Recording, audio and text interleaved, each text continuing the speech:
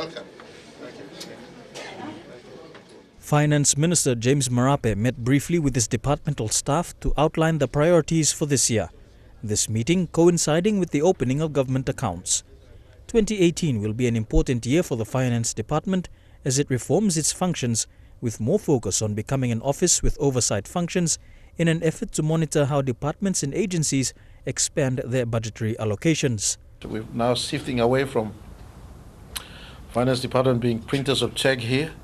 We will also shift that planning and Treasury and Finance will not be printers of check in Wulupindi House or in the Treasury House. We will shift that function to all sectors and agencies in which the appropriations are made under budget. The sectors and agencies will be the one who will be printing checks, running the programs, and we at Finance, Planning and Treasury will just become the oversight managers at the macro level. You will now see us doing more oversight and monitoring. The finance inspections branch, the auditing branches here, we will now carry out oversight in terms of checking the expenditure at agency level, provinces and districts. Whilst government accounts have opened, departments and agencies are required to submit their work plans to Finance in order to access funding. They must get the work plan finished as early as possible.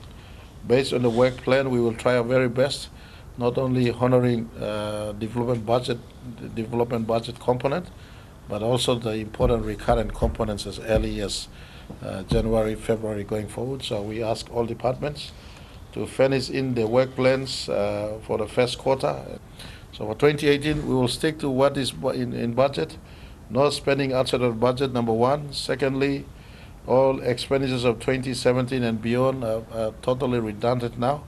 We don't expect to carry on, especially recurrent expenditures of 2017 into 2018. On a related note, Minister Marape has also announced a deadline for expenditure reports from 2017.